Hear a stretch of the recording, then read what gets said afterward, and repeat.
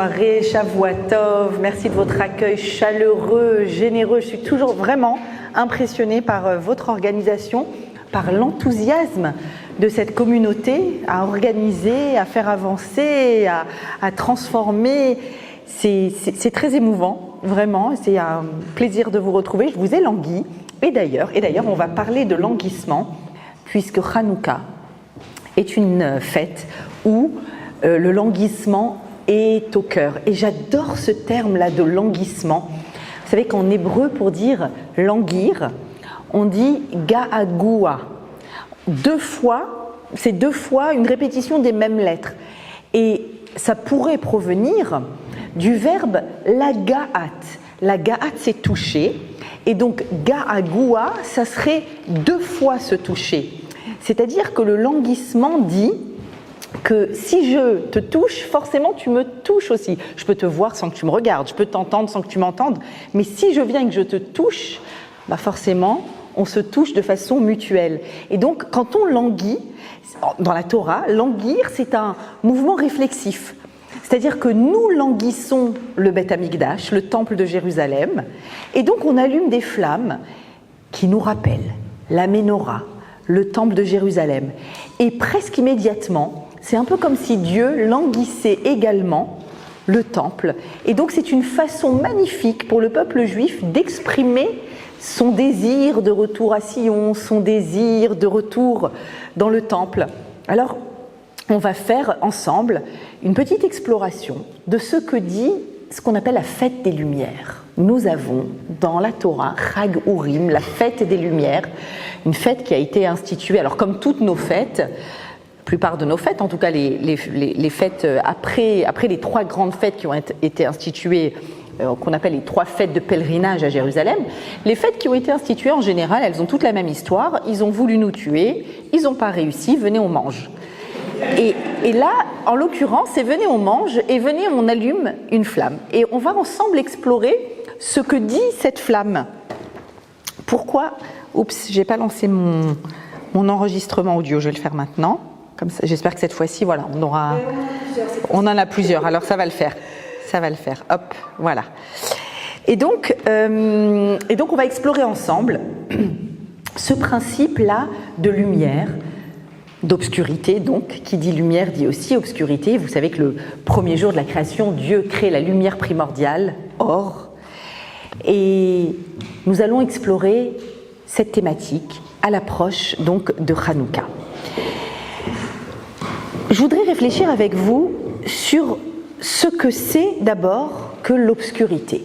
Si j'évoque avec vous, même de façon métaphorique, le thème de noirceur, d'obscurité, de nuit, de ténèbres, voilà, toute ce lexique autour des ténèbres, qu'est-ce que ça évoque ? Venez, on fait rapidement un brainstorming. À quoi vous pensez ? Ok, on peut dire de la façon la plus simple, à l'absence de lumière. Ok, mais encore, qu'est-ce que c'est que l'obscurité ? Qu'est-ce que ça pourrait signifier ? La peur, la haine, l'ignorance, la négativité, l'ombre, l'extinction, le fait qu'il y avait de la lumière qu'il n'y en a plus, d'autres idées. Vous connaissez le syndrome des bébés qui pleurent à la tombée de la nuit ? Je ne sais pas si on sait vraiment l'expliquer, oui. Ouf. Donc le syndrome, bref, on est dans l'inconnu, le mystère, la perte la perte du rôle, la perte du chemin quand il fait noir. Vous savez, on a l'habitude de vivre avec des grands lampadaires dans les nuits, à l'extérieur, dans les rues la nuit, à Strasbourg, où vivent mes parents. Ils font des économies. Ils ont arrêté d'allumer les lumières, les grands lampadaires la nuit. Vous savez comme c'est effrayant ? Le danger, absolument. C'est très effrayant. C'est-à-dire que la première chose, j'ai presque envie de dire simple, la première chose qui nous manque quand on n'a pas de lumière, c'est la possibilité d'avancer. C'est-à-dire que j'ai pas de route en fait, j'ai pas de repère et je n'ai pas de route. Alors sachez, mesdames, que dès le deuxième verset de la Torah, le deuxième, on remonte vraiment, comme on dit, à Bereshit, au début du début, dès le deuxième verset de la Torah, les sages du Midrash, le Midrash c'est la lecture, je dirais, ésotérique de la Torah, la lecture profonde de la Torah, les sages du Midrash ont analysé le verset qui dit, vous savez, juste après le fameux Bereshit, il y a écrit Veha aretz haïta tohu vavohu vechosher al pene tehom. Je traduis, la terre était tohu bohu et ténèbres sur la face du néant. Bref, angoissant.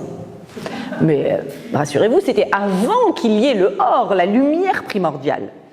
Et là, les sages du Midrash nous disent, il y a ici une allusion subtile aux exils, donc aux pertes de repères, que va vivre le peuple d'Israël à l'échelle collective dans son histoire générale.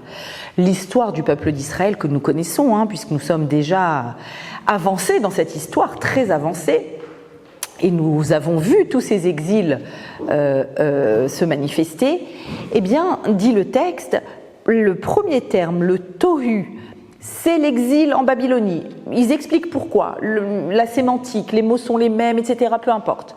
En tout cas, le tohu, je vous simplifie, le tohu, c'était le premier exil, destruction du premier temple, expulsé en Babylonie. Deuxième exil, bohu, c'est la Perse, Parasoumadai, c'était l'exil à l'époque de Purim, souvenez-vous, la volonté de génocidaire de Haman alias Hitler, Immar Shemo.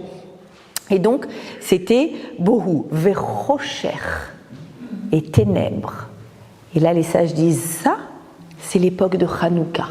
Ça, c'est quand les Grecs sont arrivés, alors que nous étions souverains en terre d'Israël et que nous avions le deuxième temple, à cette période-là, eux n'ont pas voulu nous exterminer, ils ont voulu nous assimiler, nous helléniser. Et ils ont en partie réussi jusqu'à ce qu'il y ait eu la fameuse révolte des Maccabées que nous connaissons.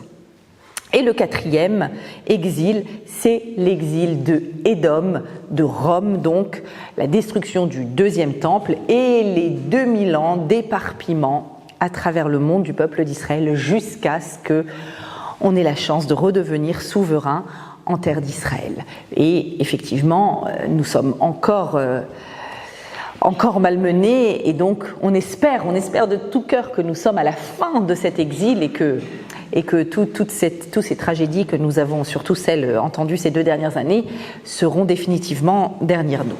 Quoi qu'il en soit, le mot obscurité, ténèbres, la première fois qu'il apparaît dans le texte de la Torah, eh bien les sages y voient une allusion à la Grèce et à ses décrets à l'encontre du peuple juif, alors qu'il y avait le deuxième temple de Jérusalem, mais sous domination grecque, c'est-à-dire qu'ils sont venus, vous le savez, ils ont saccagé le temple, ils ne l'ont pas détruit.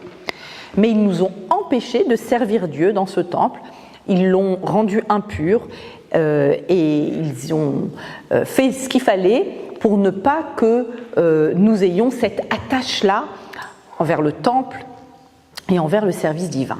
Et ce que je voudrais explorer avec vous, d'abord, pourquoi les sages voient dans le mot obscurité une allusion à la Grèce, une allusion au décret grec. Pourquoi ce mot-là en particulier? Alors vous allez me dire, parce que justement, il y a eu le miracle de la petite fiole d'huile, que tout le monde connaît, j'imagine, la petite fiole pure avec le sceau du grand prêtre qui n'a pas été versé au sol et ils l'ont trouvée au fin fond d'une armoire dans le temple et on l'a mise pour brûler un jour et elle a brûlé 8 jours. Le fameux miracle de Hanouka. Allons un peu plus loin. La Grèce. Pour comprendre ce que c'est que la Grèce, on va faire un tout petit peu d'histoire. Vous êtes d'accord ? Je pense que c'est nécessaire. À chaque fois qu'on étudie la Torah, nous devons avoir en tête l'histoire juive. Sinon c'est comme l'étudier sans avoir les données de base. À quand ça remonte, cette histoire de Grèce antique? Alors le premier qui est venu, l'Empire grec en fait, s'est étendu à l'époque, interrogation écrite, d'Alexandre le Grand. En quelle année? En moins 332. Avant notre ère, ça remonte, vous allez me dire, il y a plus de 2500 ans, 2300 et quelques ans. Donc Alexandre le Grand est un conquérant. Chez qui a appris Alexandre le Grand? Qui était son prof? Bravo, Aristote, exactement. Et donc la Grèce, quand la Grèce va venir et va envahir un petit peu toutes les contrées, la Syrie, l'Égypte, de tout le Moyen-Orient, est devenue sous domination grecque, eh bien en réalité c'est la culture grecque qui va s'imposer dans tout cet endroit-là, c'est-à-dire, quand je dis la culture grecque, jusqu'à aujourd'hui, ça reste actuel, bien qu'il y ait eu les révolutions scientifiques majeures de ces derniers siècles, les Grecs, et avec Aristote, sont les premiers à avoir amené une compréhension du réel. Jusqu'à aujourd'hui, la philosophie se base, quiconque a appris de la philosophie commence à apprendre avec Aristote, n'est-ce pas? Et donc, les Grecs vont apporter au monde une forme de lumière, ce que eux appellent une lumière et que nous appelons ténèbres et obscurité, c'est la volonté de comprendre le réel, de comprendre le monde. Dans quel but? Pour le dominer. Si je comprends le monde, c'est ce que nous faisons à l'université aujourd'hui. J'essaye de comprendre le réel pour pouvoir le maîtriser, le dominer et faire avancer l'humanité.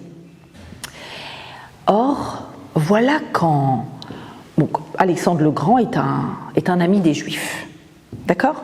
Mais voilà que plus tard, avec ses successeurs et notamment avec Ptolémée, en moins 250, il va demander, en prenant conscience et connaissance du peuple juif, les Judéens en Terre Sainte, avec le deuxième temple, il dit mais ceux-là, ils sont bizarres ceux-là. Ils sont extrêmement intelligents. Mais d'où leur vient leur intelligence? Comment se fait-il qu'ils soient si piquants, si vifs, si profonds? Quelle est la science qui leur donne cette intelligence? Il va chercher et il dit tiens, ils ont un rouleau de parchemin sur lequel est écrit un texte qu'ils disent saint, d'origine divine. Je vous rappelle que quand on est grec, on ne croit que en ce que l'on voit et ce que l'on analyse. Le divin, je ne l'ai jamais vu, ni au microscope, ni jamais, d'accord? Je ne peux pas l'analyser, je ne crois que en ce que je vois. Qu'est-ce que c'est que ce livre de Torah? Et il va demander à 72 sages. C'est la fameuse Septante que vous connaissez peut-être, certainement. La Septante, c'est la première traduction au monde de la Torah dans une langue étrangère, en grec. Il va donc demander à 72 sages, il n'avait pas encore ChatGPT, et donc il prend les sages et il les met dans des chambres différentes, chacun avec le livre de Torah identique, et il leur dit « Traduisez, je veux savoir ce qu'il y a dans votre livre de Torah. Quelle est votre potion magique? Qu'est-ce qui vous rend tellement smart ?» Il y a un secret, c'est pas possible.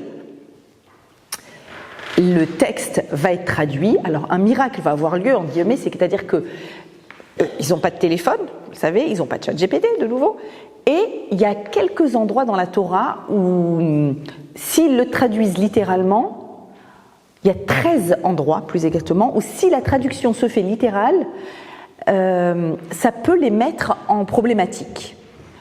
Par exemple, quand Dieu dit « faisons l'homme », comme s'ils étaient plusieurs, mais Dieu est unique. Donc chacun, seul, prend la décision de faire un petit changement, et les 72 font exactement les mêmes changements sans se concerter. C'est la fameuse traduction de la Septante. Le texte du Talmud nous dit, attention, À ce moment-là, on est avant l'histoire de Hanouka, on est avant les décrets, on est quelques 80 ans avant. À ce moment-là, pour le peuple juif, 3 jours d'obscurité dans le monde. Et d'ailleurs, le 10 du mois de Tevet, le mois prochain, il y a un jeûne, je ne sais pas si vous le connaissez, c'est un jeûne rapide et court. On jeûne, entre autres, en souvenir de cette traduction. Pourquoi c'est grave ? Pourquoi elle est décrite métaphoriquement par les sages du Talmud comme ayant amené de l'obscurité dans le monde ? Qu'est-ce que c'est que de traduire le texte de la Torah ? Alors vous le savez, sûrement, toute traduction est trahison. Quand on traduit, alors si on traduit Harry Potter de l'anglais au français, je dirais que la trahison, elle est minime. Mais traduire la Torah, qu'est-ce que ça signifie ? Depuis, la Torah est le best-seller de toutes les langues du monde, mais traduire la Torah, c'est dire que je vais te donner, il y a l'original et puis il y a la copie. Et puis les havdil, je vous prends des exemples très très bas niveau, mais pour que vous ressentiez la gravité de ce moment, il y a une marque de luxe qui s'appelle Yves Saint Laurent, Chanel, les havdil, et puis vous avez exactement le même produit à 10 €, accessible. C'est-à-dire que personne n'est capable, imaginez la Joconde, qu'il soit impossible de distinguer, de faire la différence entre la Joconde et la pâle copie. Plus grave que ça, si les Juifs du monde ont accès à la traduction, à la pâle copie, et pas à l'origine, le texte originel, ils risqueraient de se suffire d'une pâle copie, ils risqueraient de ne pas faire l'effort d'aller chercher l'authenticité du message. On a peur que le message perde de son authenticité. On a peur de se suffire d'une Torah peut-être plus accessible, mais tellement moins authentique. Et donc, le premier moment où les textes, nos textes parlent d'une forme d'obscurité, c'est-à-dire d'une perte de repères, d'une perte de pouvoir se mouvoir dans le monde, c'est à ce moment-là. Mais ce qui va arriver de grave, c'est plus tard. Plus tard, sous le règne d'Antiochus, 86 ans après, arrive un descendant, celui qu'on appelle Antiochus Épiphane, et lui, il est vénère déjà, bien énervé. Pourquoi ? Parce qu'il est souverain donc de la Judée, dans laquelle il y a toujours ce fameux deuxième temple, et il considère, lui riche de la philosophie grecque, de l'intelligence grecque, la Grèce a amené la philosophie, les mathématiques, les premières sciences, la première intelligence nous provient de la Grèce antique. Et donc il voit ce groupe-là de Gaulois, un petit village gaulois qui résiste à l'envahisseur. Ça vous parle ?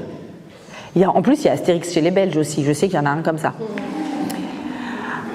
Vous le savez, je ne sais pas si vous le savez, mais sûrement Goscinny a écrit le texte d'Astérix en lien avec ce petit peuple qui continue à maintenir et à exister et à faire perdurer sa judaïté malgré l'état ambiant, malgré la situation ambiante où c'est tellement plus simple de se fondre dans la masse, de devenir un peuple comme tous les peuples. Et voilà que ce petit village gaulois refuse l'envahisseur. Et d'ailleurs, ils ont une potion magique. Et il faut que j'aille comprendre qu'est-ce que c'est que cette potion magique. Quoi ? Le fait que vous ayez ce texte-là, antique, que vous appelez divin, et qui vous donne une sagesse supérieure. Je n'y crois pas à votre sagesse supérieure. Il n'y a de sagesse que la sagesse liée au réel, à ce qui est visible, quantifiable, évaluable. Et si les Grecs, la philosophie grecque est de dire « je veux comprendre le monde pour le dominer », ce que nous faisons tous quand on travaille les 6 jours de la semaine, n'est-ce pas ? On veut comprendre le monde à l'université, que ce soit la physique, que ce soit l'économie, que ce soit quel que soit le thème, la médecine, etc. On veut comprendre le monde. Et d'ailleurs, c'est bien. de comprendre le monde pour le dominer. Mais ça ne suffit pas. La volonté du peuple juif est de se comprendre, de comprendre l'homme, se comprendre soi-même pour se dominer. Et si Dieu a mis dans le monde des lois qui vont déterminer, qui vont être déterminantes, d'accord ? Des lois qui vont expliquer le fonctionnement du monde. Eh bien, nous avons, lors du don de la Torah, nous avons reçu d'autres lois dans la Torah, et le texte nous dit que ces lois ont été gravées sur les tables de la loi. Vous vous souvenez ? En hébreu, gravé se dit charut. Et petit glissement, jeu de mots des sages du Talmud, ne lis pas gravé, charut, lis cherut. Vous savez qu'en hébreu, on peut jouer un peu avec les mots puisqu'il n'y a pas de voyelle dans la Torah. Cherut veut dire libre. Libre parce que c'est la liberté qui est gravée dans ces tables de la loi. Bien sûr qu'il y a des lois qui déterminent le fonctionnement de ce monde, mais il y en a d'autres qui ne sont pas inscrites, que vous n'apprendrez pas à l'université, mais qui vous rendent libre de dépasser toutes les pulsions de ce monde, toutes les règles de ce monde. Comment comprendre ? Comment comprendre que ce peuple qui a vécu tout ce qu'il a vécu est là ? Comment comprendre cette place, cette synagogue remplie à Bruxelles en 2025 ? Comment comprendre, après tout ce qu'on vit, qu'on est là et qu'on se sent profondément libre ? Le fondement de la Torah, c'est d'avoir accès à cette parcelle divine qui nous rend libres.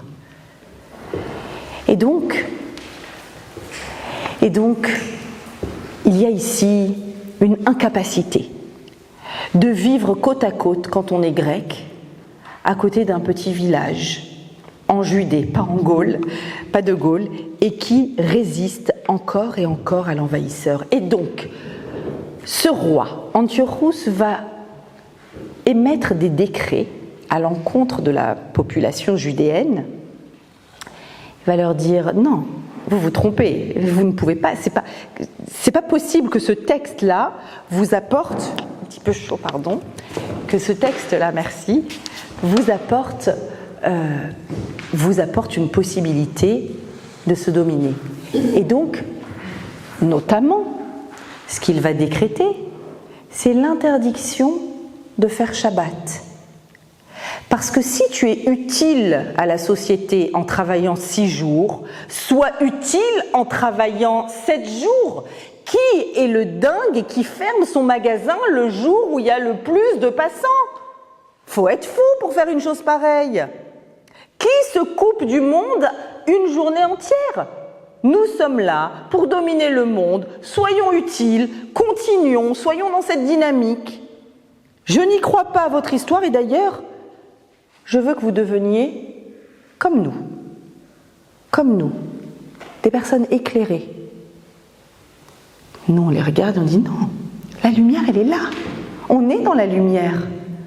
Deuxième décret. Je vais vous interdire de pratiquer la circoncision. Le corps a été créé parfait. Qu'est-ce que vous venez pratiquer une incision dans le corps et encore pire, vous osez le faire dans l'organe de la reproduction ? Oui, parce que nous voulons dire à travers ça que nos pulsions ne nous dominent pas, que nous pouvons dominer nos pulsions. Faux.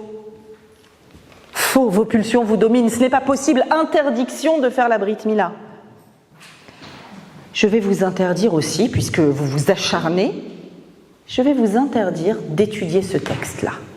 Ce texte qui vous rend libre des pressions du monde entier, du mouvement, de la vitesse à laquelle tout fonctionne dans ce monde, de la tension qui existe dans le désir, dans l'intimité, de la tension qui existe dans la volonté de gagner plus d'argent, d'être plus utile, de produire davantage.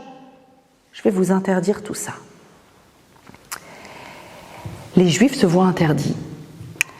Et ils ne sont pas, attention, à ce moment-là, ils ne risquent pas de génocide. C'est-à-dire qu'à ce moment-là, ce que les Grecs décident, ce n'est pas de tuer le peuple juif comme l'avait fait précédemment, comme avait voulu le faire précédemment Aman. Ce que ce peuple décide, venez, soyez comme nous.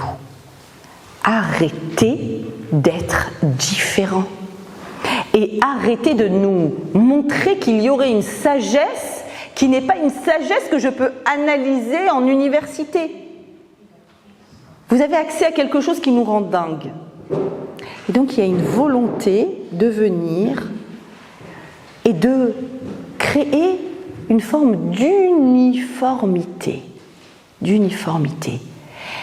Et la volonté des Juifs à ce moment-là, c'est de rester dans leur singularité, sans jamais rien imposer à l'extérieur. Vous savez que le judaïsme n'est absolument pas prosélyte, mais en maintenant ce que nous croyons de toutes nos forces, que la Torah est une Torah de vérité, et que la Torah nous donne la possibilité de dépasser des lois qui déterminent apparemment. Il y a effectivement des lois déterminantes dans ce monde, mais on pourrait aller au-delà. On peut avoir un accès à un endroit à l'intérieur de nous, métaphysique, au-delà de la physique. Vous vous occupez de la physique et vous en occupez très bien. Laissez-nous nous occuper de métaphysique. Et effectivement, la volonté grecque, dans cette uniformisation, c'est de créer une sorte de conformisme. Que vous vous conformiez à tout le monde, à ce que tout le monde fait. Il y a un texte que j'aime beaucoup de Viktor Frankl. Vous connaissez Viktor Frankl ? Cet auteur de logothérapie qui a survécu à 4 camps de concentration, qui était psychiatre et qui a étudié la capacité de l'homme à donner du sens à sa vie dans les camps de concentration en aidant ses co-détenus à lutter contre l'horreur nazie. Et il a écrit un livre extraordinaire, Donner du sens à sa vie, je vous recommande vivement. Et une des phrases qui me revient là, c'est terrible, le monde, pour vous dire à quel point c'est toujours actuel, cette exigence grecque, le monde nous demande soit de faire les choses par conformisme, soit du fait de leur autoritarisme, c'est-à-dire soit en nous forçant à le faire, soit en provoquant une volonté chez les personnes de faire pareil que les autres. Dans les deux cas, qu'est-ce que tu ne fais pas ? Ce que toi, tu veux faire. C'est les phénomènes de mode, c'est les phénomènes de bien-pensance. Il faut penser de cette façon, il faut exister de telle façon. Non. Je veux pouvoir maintenir ma singularité, ma vérité, ce en quoi je crois. Je ne suis pas obligée de venir et de me diluer dans la masse pour être comme tout le monde et faire pareil. Et donc, ce qui va se passer, c'est que ces décrets-là, en fait, qui ont été intelligemment réfléchis par les gouverneurs grecs, leur objectif, c'est quoi ? On le dit en fait quand on allume les flammes de Hanouka, on dit que ce qu'ils ont voulu, les hashkicham toratecha, ils ont voulu nous faire oublier ta Torah, les hashkicham, l'ishkoach, oublier. C'est d'ailleurs, l'ishkoach, c'est les mêmes lettres que le mot rocher, obscurité, les hashkicham. Je veux que tu oublies qui tu es. Je veux que tu ne saches plus ce que tu as d'unique, ce que tu as de spécial. Fonds-toi dans la masse. Viens, j'ai tellement à t'apporter.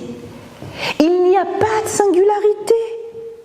Il n'y a pas de mission unique, de mission propre. Viens. Sachez que c'était C'était très attirant, c'était alléchant, même à l'époque du Second Temple. Combien de Juifs ont eu du mal à résister? Résiste, prouve que tu existes. C'est difficile, c'est en résistant qu'on le prouve. Et oui, la volonté, c'était que tu oublies qui tu es. Vous savez à qui je pense là tout de suite? À Rome, Rome Braslavski, Rome Ben Tamar Noah. Je crois que c'est comme ça qu'on priait pour lui, si je me souviens bien. Pourquoi je pense à Rome? Parce que la semaine dernière, il a fêté son anniversaire. Il a fait une grande fête. Je ne sais pas si vous avez vu passer dans les réseaux. J'ai été bouleversée. J'ai été bouleversée. Une des choses que raconte Rome à sa sortie, vous savez, Rome, c'est un des derniers, hein, enfin, c'est parmi les derniers otages, les 20 derniers otages. Et ce qui est terrible concernant Rome, c'est que c'était la fameuse vidéo squelettique qui nous a ramenés à des souvenirs pas très lointains, qui sont différents mais qui sont pas très lointains. Et Rome a raconté qu'ils l'ont donc affamé jusqu'à presque mourir. On a vu les images effrayantes. Et regardez dans la cruauté du Hamas, ils ont dit « On te donne une pita, on te donne même très bien à manger désormais, convertis-toi à l'islam. Renie ton Dieu, convertis-toi à l'islam. Va vers la religion de la vérité. » Et je ne comprends pas par quelle force extraordinaire surhumaine, Rome dit « J'ai un seul Dieu, unique, et c'est en lui que je crois. » Et il va maintenir sa foi. D'ailleurs, depuis que Rome est sorti, je ne sais pas si vous voyez les images, il a une grande kippa blanche, et là où il va, il fait des grands schémas Israël, notamment sur le stade du Beitar Yerushalayim, parce qu'apparemment, il était un fervent admirateur du Beitar Yerushalayim de Jérusalem. C'est très très émouvant de voir la force de ce jeune homme. Et donc, leur volonté, c'est ça. Je veux que tu oublies qui tu es. Comment avons-nous réagi à cette demande, que l'on oublie qui nous sommes? On a réagi par une lutte armée. On a réagi en organisant, au début de façon un petit peu, à l'arrache, je dirais, une armée. Les fameux enfants de Yochanan Cohen Gadol, ils sont une poignée. Et ils n'ont pas d'armes perfectionnées. Dites-vous que les Grecs de l'époque, c'est les États-Unis d'aujourd'hui, c'est la plus grande puissance au monde.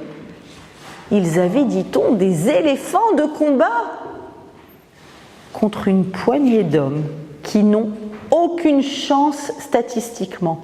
D'après les fameuses lois déterminantes du fonctionnement de ce monde, ils n'ont aucune chance. Mais ils décident de lutter par les armes. Pourquoi?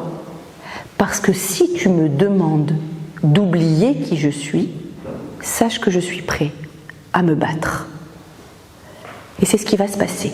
Et il va y avoir une guerre qui va durer de nombreuses années. Il y aura des pertes.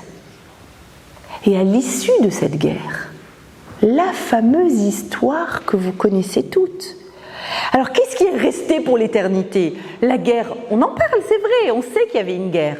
Et puis, c'est tellement actuel. Parce qu'une guerre sur notre terre, ça nous fait penser aux dernières guerres, au 7 octobre. Une guerre sur 7 fronts.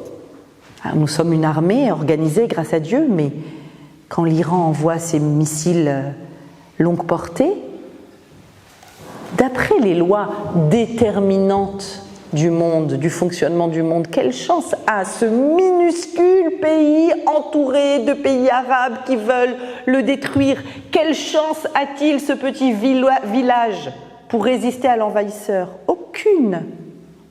C'est pour ça que ça les énerve. C'est pour ça. Il n'y a pas d'autre raison.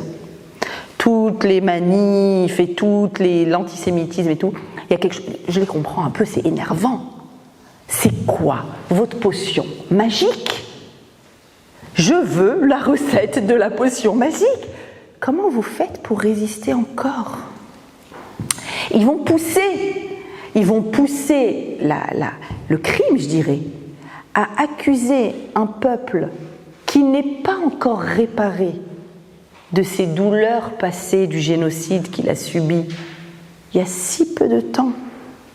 Peut-être vos parents ou grands-parents. Moi, mon papa était un enfant caché. Il est né avant la guerre. J'ai pas oublié. Les blessures sont pas du tout pensées, pas du tout. On a encore des survivants, peu, mais il y en a encore. Vous osez, nous accuser de génocide. Nous savons ce que c'est qu'un génocide. Ne nous faites pas de leçons là-dessus. Mais c'est tellement énervant. Vous êtes tellement énervants, les Juifs, à résister comme ça. Alors la lutte va être une lutte armée pour se battre pour l'identité. Mais le miracle, au-delà du miracle de cette guerre qui est gagnée de façon miraculeuse, le miracle va se manifester et perdurer tout au long des siècles qui nous séparent du miracle de Hanouka. Ça fait plus de 2000 ans. Comment est-ce qu'on va le manifester? Comment vous allez le manifester dès dimanche prochain? En allumant une flamme. Et je voudrais qu'on comprenne ce que signifie cette flamme. Pourquoi elle est tellement importante?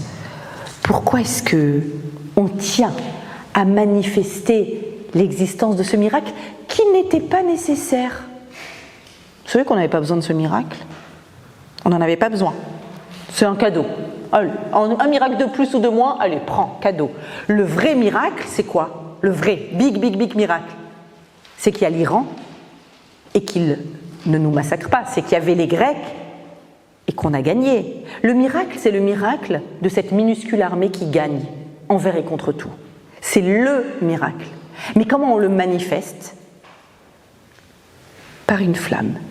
Une flamme qui était un miracle cadeau. Pas besoin. Pourquoi pas besoin? Parce qu'on avait le droit, en reprenant de nouveau accès à notre temple, en les envoyant, en se débarrassant d'eux, en redevenant souverain sur notre terre et avec notre temple, qui, je vous le rappelle, n'était pas détruit. Il a été rendu impur. Eh bien, l'impureté est permise dans certains cas, et dans ce cas-là, Betsibour, c'est-à-dire quand il s'agit du collectif, l'impureté est permise. On avait le droit d'allumer la menorah avec de l'huile qui n'est pas pure. Peu importe les détails à la rique de ce que signifie pur ou pas pur, peu importe. Ok, pour nous. On avait le droit. C'est un miracle en plus. Tiens, cadeau à miracle en plus. Cette huile-là avec le sceau du grand prêtre. Très bien, ok. On l'a trouvé maintenant, je le dis à chaque cours, ça vous arrive de ne plus avoir d'huile à la maison. Et ça vous arrive finalement, après avoir bien fouillé, d'en trouver. À qui c'est pas arrivé? Il y a un fond d'huile quelque part à la maison. Ok, big deal. Non, ce qui se passe, c'est que on va prendre cette huile et on comprend qu'il y a ici un message. Mince, il n'y en a que pour un jour. Ah, qu'est-ce que je fais? Parce que d'un côté, allumer la menorah et que tout le monde va comprendre, waouh, on n'a pas WhatsApp, je vous rappelle, c'est il y a 2200 ans. Donc il faut que le message passe. On a gagné, on leur a mis une raclée. Ils sont plus là. Ils vont voir de loin la menorah, la belle, le candélabre en or, magnifique, majestueux au temple. Ils vont le voir et puis au bout d'un jour, la lumière va s'éteindre. Bon, c'est pas grave, on rallumera, mais ça vaut le coup de l'allumer? Ça vaut le coup. Je démarre un processus de lumière quand en face de moi, il y a une obscurité, c'est-à-dire une volonté d'uniformiser, de me faire perdre ma singularité, mon authenticité. Quelle est la meilleure façon de dire que je suis singulière? C'est la flamme. Pourquoi?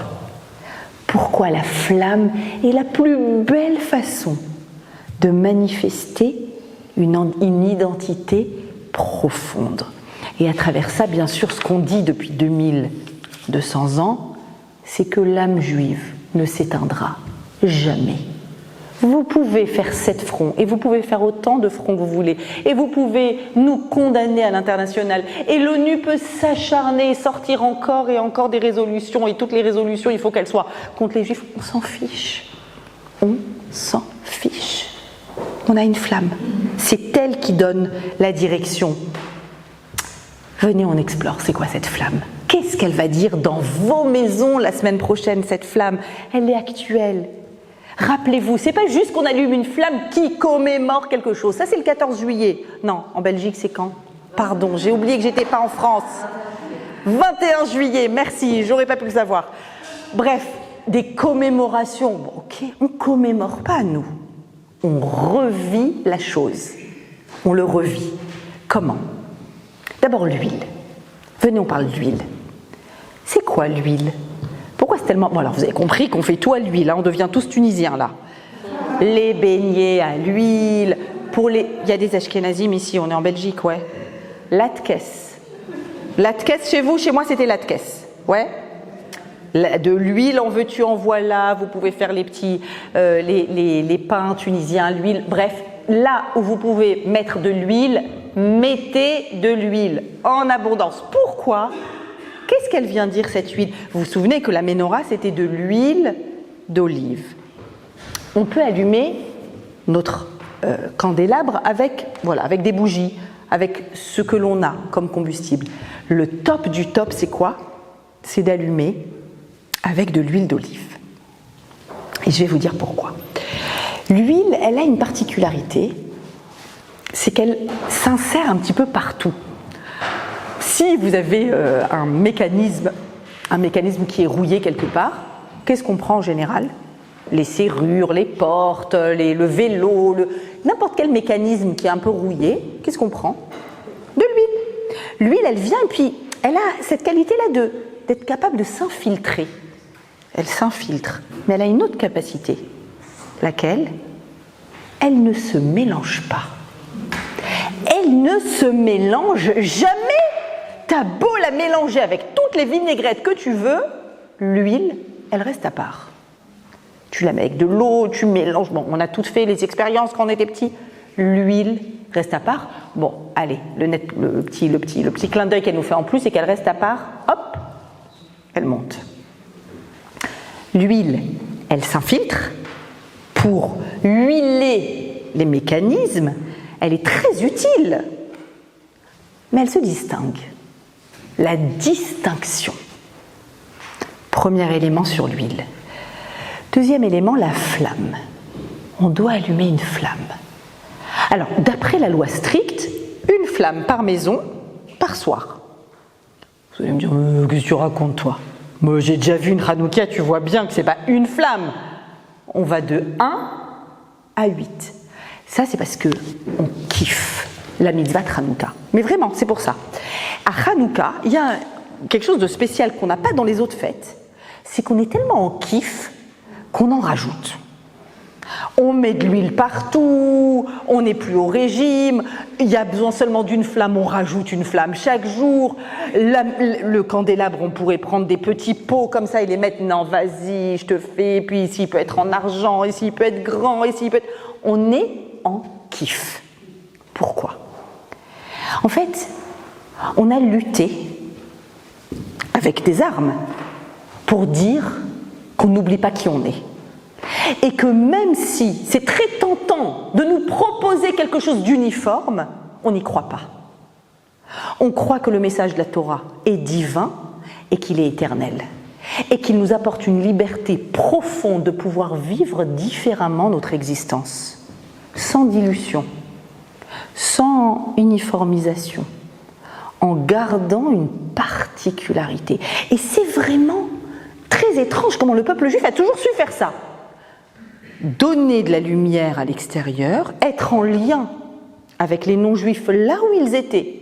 Depuis l'époque antique de la destruction du deuxième temple et en passant par le Maïmonide qui était le médecin du roi et Rachi, et vous passez par tous les siècles, évidemment dans l'époque espagnole, la belle époque espagnole, l'âge d'or espagnol, et c'est dans chaque pays du monde, là où les Juifs ont été éparpillés, ils ont su d'abord s'intégrer dans la société civile, ils ont su jouer un rôle sans jamais perdre leur identité. Alors, il y a tout toujours eu de l'assimilation, évidemment, c'est le risque.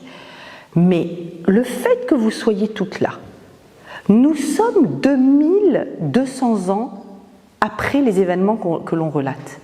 Mesdames, regardez cette salle. Si on prenait le temps de faire passer un micro chez tout le monde et de dire qui tu es, d'où tu viens, vas-y, remonte. Chacune ici est un miracle. C'est-à-dire que pour être là aujourd'hui en train d'écouter un cours de Torah sur la flamme juive qui ne s'éteint pas, il a fallu que quoi? Que ta maman allume une flamme juive, que sa mère allume une flamme juive, que ses parents allument une flamme juive, que ses parents... Et tu peux remonter comme ça l'épaisseur des siècles, transgénérationnelle. Mais comment elles ont fait? Comment elles ont fait celles qui étaient en Russie? Comment ont fait celles qui étaient en Roumanie? Comment ont fait celles qui étaient en Espagne, au Maroc, en Tunisie? Comment elles ont fait? Comment elles ont fait pour vivre dans un monde après la destruction du deuxième temple, donc dans la société civile, agir, faire, avoir un impact, un rôle, être cette huile-là qui est capable d'huiler les mécanismes et les systèmes sans jamais se mélanger, sans jamais oublier qui ils sont. C'est extraordinaire. Combien de témoignages on a d'Auschwitz où des personnes étaient capables de renoncer à une croûte de pain pour qu'un autre détenu lui fasse apporter un petit peu de cire pour allumer une petite flamme qui va durer 5 minutes le soir de Hanouka à Auschwitz. Mais sérieusement, tu renonces à ta miche de pain? On a des témoignages, de nombreux témoignages. Je me dis, mais en fait, il se passe quoi? Je ne comprends pas. Ça ne rentre pas là dans ce que je comprends de la survie humaine. Comme dit Viktor Frankl, un autre passage qui me vient en vous parlant, Freud, il rapporte Freud, il dit que Freud disait que finalement l'homme, c'est un animal en mieux. Mais mets-le dans une situation de famine et tu verras comment il réagira face à un concurrent. Viktor Frankl de dire il a eu tort, il n'a pas vu la Shoah. Moi je l'ai vu. Oui, peut-être qu'il y a des hommes, il y en a, bien sûr qu'il y a des hommes qui sont capables de tout pour un bout de pain à Auschwitz. Mais moi, de mes yeux, j'en ai vu d'autres qui sont capables aussi de couper en deux leur bout de pain avec le co-détenu. Je l'ai vu aussi. Qu'est-ce qui fait la différence entre l'un et l'autre? La liberté. La liberté. La liberté d'être qui tu veux être. Et plus proche de nous, les otages du 7 octobre, avec leur liberté. Il y a, je me souviens plus de son nom, lequel, qui a été amené aux toilettes, et en route pour les toilettes, il trouve des billets des shkalim. Comment, je ne sais pas, dans un coin ou dans un sac, ou bref. Il voit ces shkalim, il dit mais c'est très bien, je vais demander à mes geôliers une pita en plus. 300 shekels la pita, c'est cher payé, hein. Il prend cette pita, il a envie de se l'enfiler. Et il est retourné là où il était avec 3 autres personnes, chacun a eu un quart de pita. Comment expliquer ça, si ce n'est cette réalité de se connaître pour se dominer, au-delà de la connaissance du monde? Et donc on a une flamme. On a une flamme qui manifeste quelque chose de particulier. Qu'est-ce qu'elle manifeste? D'abord, la première chose que manifeste la flamme, c'est la force cachée qu'il y a dans l'huile. Quelqu'un qui ne sait pas que l'huile est un combustible, il prend l'huile, qu'est-ce qu'il en fait? Il en fait une bonne salade. Il en fait de la friture. Il en fait de la crème pour la peau. Tu sais que dans ce liquide, il y a une force cachée. Tu mets une mèche et tu vas voir que ce liquide a une caractéristique de produire une capacité que tu auras de voir ce que tu ne voyais pas avant quand tu étais dans l'obscurité. Tu peux voir grâce à une flamme. Et donc le premier élément, je me suis noté ici plusieurs messages avec la flamme.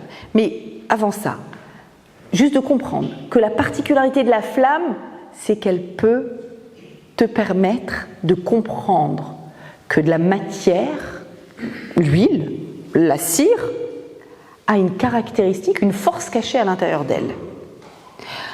Le roi Salomon dit « Ner Hachem Nishmat Adam ». Sache que l'âme humaine est comparée à une flamme de Dieu. Comme si Dieu, c'est une métaphore, était un feu infini et que chacun de nous avait reçu une petite flamme. Quel est l'intérêt de cette métaphore ? De comprendre que tu as une force cachée en toi. Il y a quelque chose qui peut émerger et qui doit émerger. Deuxième élément que l'on peut dire sur la flamme, c'est qu'il y a une force intérieure mais qui a un effet à l'extérieur. Une seule flamme dans une pièce très sombre, ça repousse beaucoup d'obscurité. L'effet intérieur produit une différence sur l'extérieur. Gardez en tête tous ces éléments. Troisième élément, la flamme pointe vers le haut. Vous avez déjà essayé de la pointer vers le bas ? Elle montre la direction absolue. Elle pointe. Autre élément très particulier de la flamme, c'est qu'elle distribue généreusement sa lumière. Si je prends ma bouteille d'eau et que je vous la distribue, à un moment, j'en aurai plus. On est d'accord ? Si j'ai une flamme et que je vous distribue ma lumière, j'en ai autant et vous en avez autant. C'est une distribution à l'infini. Mais comment s'allume une flamme ? Par une flamme. C'est-à-dire que si tu veux t'enflammer, il faut qu'il y ait quelqu'un en face de toi qui te donne cette énergie de t'enflammer. On a cette possibilité d'humain à humain de raviver des flammes, de redonner de l'énergie, de rallumer une personne qui s'est éteinte, qui s'est fatiguée, qui n'a plus de force, qui n'y croit plus, qui a été abîmée par des situations de la vie, par une obscurité, par des ténèbres. Et tu viens et tu dis, attends, moi j'ai une flamme, tiens, renflamme-toi. Cette générosité de lien dans la flamme. Donc regardez à quel point il y a beaucoup de métaphores. Et bien sûr, évidemment, la flamme est une réalité physique, mais qui ne répond pas aux lois de la physique parce qu'elle est insaisissable. Vous avez essayé quand vous étiez petit. On a tous essayé de l'attraper, la flamme. Insaisissable. Et d'ailleurs, quand je prends deux flammes et que je les mets côte à côte, j'arrive plus à voir la frontière entre les deux. C'est comme une grande flamme. Bref, vous comprenez que la flamme, elle va venir exprimer, manifester que tu as une identité propre, unique, singulière, authentique, qui a un effet à l'extérieur. Et que tu as l'obligation de voir ta propre flamme, de voir la flamme des autres, de voir qu'ils te voient.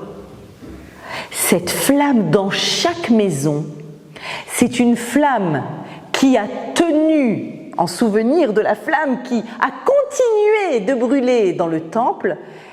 C'est une flamme, dit-on, quand on l'allume, tu n'as pas le droit de l'utiliser, mais uniquement de la regarder. Dites-moi à quoi ça sert une flamme qu'on regarde ?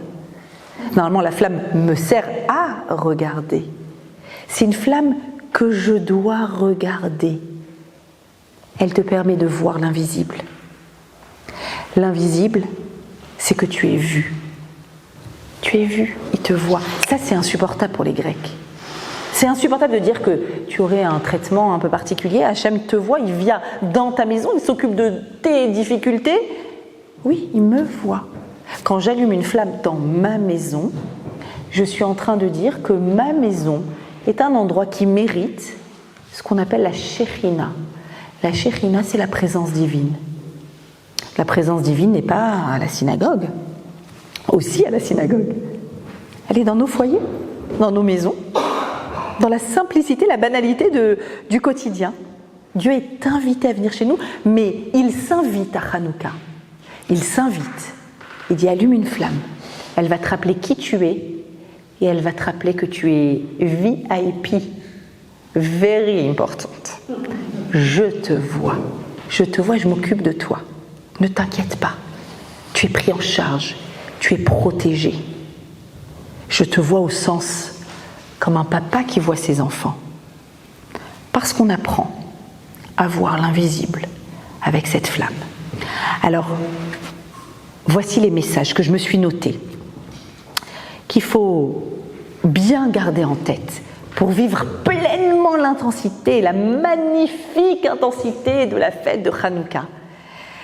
Les messages que j'ai notés. Hachem te dit, premier, je te vois. Et d'ailleurs, la mitzvah du jour, c'est Pirsou Manes, publier le miracle. Alors nous, qui aimons pas faire trop de pub toute la journée sur on effeuge, voilà, on rentre la magaine, y en a qui à Paris de plus en plus cachent la mezouza, voilà, on n'a pas envie de faire, voilà, on fait profil bas. Tout d'un coup, on te dit, tu sais quoi, à l'heure où il y a le plus de passages dans la rue, tu vas te mettre à la porte ou à la fenêtre, là où on te voit le mieux, mais alors attention, il faut qu'on te voie, hein. Et tu vas mettre la flamme et tu vas dire, hé, les gars, Dieu et moi, on est potes. On est potes, on est proches. Il me gère, il s'occupe de moi, et je veux que tu le saches. D'où tu as cette fierté-là de venir et de t'afficher. C'est ça il faut afficher le miracle. Affiche-toi, comme ils disent les jeunes. Et tu t'affiches, tu m'affiches. On affiche le miracle. Comment ? En le publiant, en se mettant à la fenêtre. Regardez, qu'est-ce qui se passe ? La flamme, elle est de l'intérieur vers l'extérieur. C'est ça le mouvement. Le mouvement, il est de l'intérieur vers l'extérieur. La question qu'on se pose tous, toutes, en tant que parents. J'aimerais que mes enfants influencent et ne soient pas influencés. Quand je dis influencés par la place, par l'extérieur, par ce que les Grecs appelaient l'agora. Vous connaissez l'agora chez les Grecs ? C'est la place publique où on débattait des idées intellectuelles C'est intéressant de comprendre que, en parallèle de notre fête de Hanouka, la secte qui est née du judaïsme, qui a bien fonctionné, ils ont créé une bonne start-up, le christianisme, a une fête dans laquelle il y a beaucoup de similitudes. On est d'accord ? Ça se passe le 25 Kislev, chez eux c'est le 25 décembre. Ça dure 8 jours pour nous, chez eux ça se termine 8 jours après avec le nouvel an, etc. Il y a l'histoire de la lumière, omniprésente chez nous. Il y a une différence fondamentale. C'est que nous devons illuminer l'intérieur, de l'intérieur vers l'extérieur. Le monde laïque illumine l'extérieur. La place, la rue, l'extérieur. Alors, comme vous, je trouve que c'est sympa quand on va au centre commercial et les étoiles. Et moi, je tiens à chaque fois à dire à mes enfants, tu vois, ils ne savent pas que c'est pour Hanouka, mais c'est pour Hanouka. Comme pour leur dire, ne crois pas une demi-seconde, que la rue est éclairée. Ce qui est éclairé, c'est la maison. Et de la maison, il doit y avoir une lumière qui sort vers l'extérieur. Alors je sais, chaque année, j'ai beaucoup d'élèves qui viennent à la fin de ce cours et qui me disent « Quand même, tu nous as mis un petit stress parce que franchement, la magie de Noël, le sapin, moi j'aime bien, c'est sympa, c'est comme à l'école. » Je dis « Ma chérie, toute l'idée de Hanouka depuis 2200 ans, c'est nous sommes le petit village judéen. On a une flamme à nous. On n'a pas besoin de votre flamme. Elle est super, la brioute, géniale, j'adore. Non merci, j'ai pas besoin. Mon identité, je la maintiens de toutes mes forces. Et ça a coûté, au siècle avant moi, ça a coûté cher. C'était difficile. Ça l'est un peu moins aujourd'hui, heureusement. On espère qu'on va pouvoir, de façon transgénérationnelle, transmettre cette flamme. D'ailleurs, vous le savez que dans le mot Hanouka, on entend le mot Chinour. Chinour, l'éducation. C'est vraiment une fête très familiale, où on est en lien avec nos enfants, où on joue à la toupie, où on fait des jeux de société. Parce que vous savez que la demi-heure après l'allumage, c'est une demi-heure en mode, c'est le truc le plus dur à faire. La vérité, pour nous, je dis toujours aux femmes, tu vas devoir faire le truc le plus dur, ne rien faire. Tu dois ne rien faire. Une demi-heure après l'allumage, tu t'assois à côté des flammes, tu kiffes, tu chantes, tu manges des trucs avec de l'huile, tu fais rien. C'est hyper dur, vous verrez. Et tu dois faire quoi? Profiter en famille. Profiter en famille de ce kiff-là, de se dire, il y a une flamme chez moi. Pourquoi? Parce que Dieu se préoccupe de nous, de moi, de nous, de notre foyer. Raconter un miracle, c'est quoi?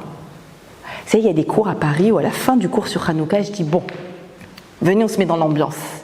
Qui veut me raconter son miracle? Au début, il me regarde comme ça, genre, elle est marrante celle-là, son miracle, ça va quoi, c'est bon, on ne vit plus dans un monde de miracles, hein, c'était il y a longtemps les mondes. Puis après, t'as toujours une qui lève le doigt comme ça, qui dit, non, moi il m'est arrivé un truc de dingue, hein, je ne peux pas me l'expliquer, mais... Et petit à petit, tout le monde veut raconter son miracle. Tout le monde, ça n'existe pas de ne pas avoir de miracle, je vous le dis. Il n'y a personne ici qui n'a pas vécu un miracle. Quelque chose d'extraordinaire. Quelque chose où on a eu le sentiment d'être porté par une force supérieure. Mais pourquoi c'est sympa de raconter un miracle? Parce que quand tu racontes un miracle, tu dis « j'ai reçu une visite privée. » Privée. Il n'y a rien de plus terrible que de se sentir oublié, que de se dire « j'ai pas d'importance ». Je suis pas... Qui je suis pour mériter? Mais tu mérites. Toute personne mérite cette invitation, cette visite-là à l'intérieur de chez soi. Donc on a dit, premier message, je te vois et tu es digne de vivre un miracle. Deuxième message, je veux, dit Dieu, que tu éclaires le monde avec ta lumière. Comment? En prenant conscience que tu as une lumière unique, c'est-à-dire une unique mission et que personne ne peut la jouer à ta place. Personne ne peut la vivre à ta place. Tu as un rôle à vivre avec peut-être un voisin, une voisine, ta famille, des cousins, des proches. Tu as un rôle à jouer, c'est obligatoire. Toute personne est née... Regardez, quand on réfléchit à ça, pourquoi Dieu, quand il dessine l'humain, il se fatigue, entre guillemets, à créer des empreintes digitales uniques pour chacun? Non mais sérieusement, vous êtes déjà arrivé en disant regardez, mon doigt, mon index, unique. Franchement, unique, pas unique, bon. Un visage unique, un regard unique, une personnalité unique. Pourquoi tout ça est unique? Pour que tu te rappelles, tu as un rôle unique. Et tu dois éclairer le monde avec ton rôle unique. Et à Hanouka, qui veut dire littéralement inauguration, tu dois